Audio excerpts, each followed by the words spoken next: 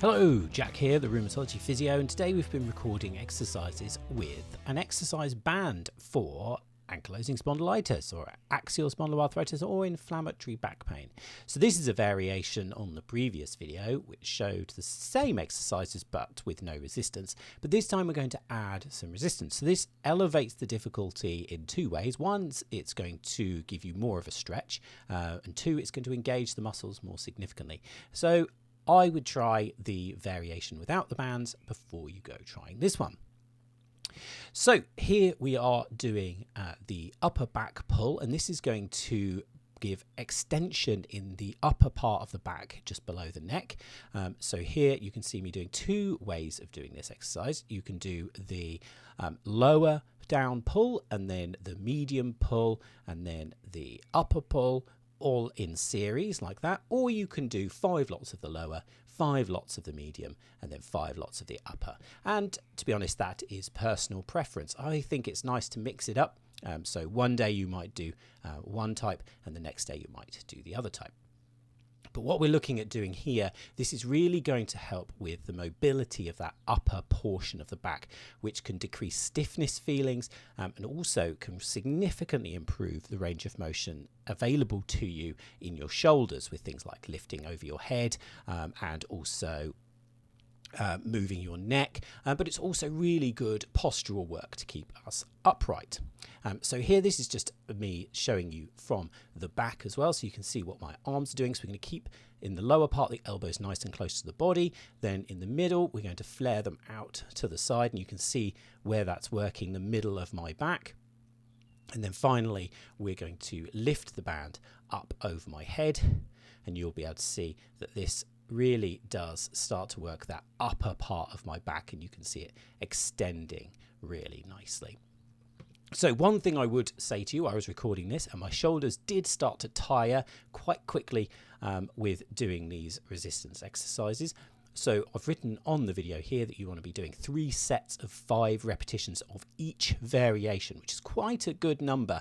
And to be honest, I was completely feeling it by the time I finished this set of exercises. So I would suggest you just start off with 1 set with some resistance and then build that up towards 3 sets of the 5 repetitions, just to make sure that you're tolerating it well and we're not causing ourselves any unnecessary discomfort, because we certainly don't want that. With regards to choosing the resistance, I've got quite a light band here, and to be honest, that was sufficient for me, and you don't need to use tons of resistance. So on to the next portion. This is one of my favourite exercises. So you're going to be supporting yourself on the bench or the chair, and then you're pulling up and allowing that upper part of your back to rotate. So the motion is coming from your arm. So you're pulling with the arm, and then as you get up towards the top of the motion, we're going to really let your upper body rotate into the motion. So you can see that nice rotation in the upper part of my body.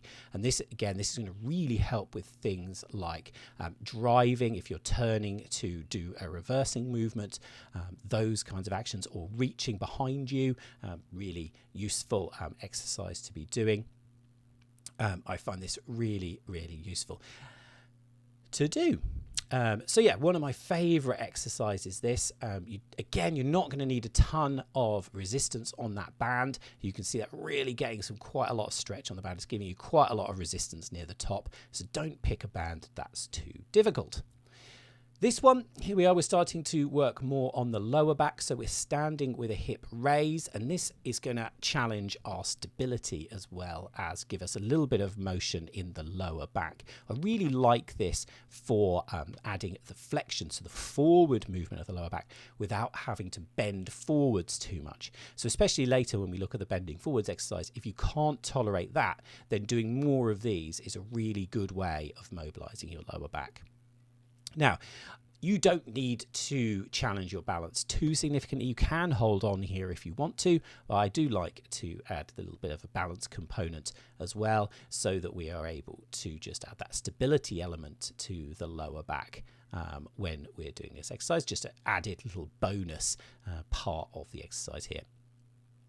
So it's Key really to make sure you do the movement with a nice smooth motion. It's not about doing it super fast or necessarily super slow. It's just about keeping a nice smooth rhythm.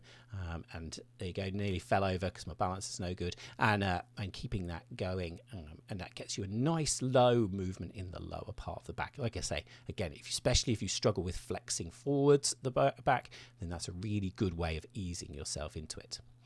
And then we're going to move into some side flexion movements. This is a really overlooked exercise for the lower part. This sort of works the lower and mid part of the back, really, when we're going into the side flexion. So the keys that I want you to think about when you're doing this motion is don't be lifting your shoulder up. There's no need to be lifting the shoulder up. You want to keep the shoulder and the arm nice and relaxed. It is literally just holding the band. The movement is coming from the lower part of the back. So as you go down, you're relaxing into the band. So you're resisting the band, but slowly moving down. And then on the way back up, you're pulling that band back up again. So look at my other hand, the right hand in this case. The way I quite like to think about it is you're looking at sliding that hand up and down your thigh and moving that way. So you don't need to come past neutral, so you're not going to be reaching your right hand, in this case, down towards your other knee. There's no need to be doing that because we will be working the other side when we swap the band over, just like this. So you just come up to neutral. There we go. Up to neutral. Keep that arm nice and relaxed as you pull against it. And this does two things. It gives you some range of motion moving sideways down towards that foot, but it also gives some good strengthening work. And here, this is our fast one. This is probably the hardest one. Again, we want to keep our arms nice and relaxed. We're going to be pulling down with the band and then pulling back up against it. So you're going to keep your legs nice and straight. You want to hinge from the hips. So I'm pushing my bottom backwards a little bit, hinging, and you can see my lower back flexing against the resistance and then pulling back up again. So don't lift your shoulders. And just go down as far as you are comfortable and then pull back up against that band. So those are some exercises using the resistance band. As I said, I do have one without exercise bands. So that's a good starting place to try and just work on the mobility in your spine. And I would start there to make sure you're tolerating the movements nicely. I will put a link to the bands that I bought into the description. I have no affiliation with them, but I really like them. There's a really good selection, and I think they're really good quality bands, so and they're not too expensive, so I'll put that in there as well. If you have any questions or any comments, then please do put them below the video. I'm going to make as many of these types of videos as I can to try and help people. So if you have any specific videos or anything in particular you want to work on and you'd like some advice on that, then do put a comment in below and I will get to recording those videos. So please do like, share and comment on the video. It does help for the reach, and I'll see you out on further videos.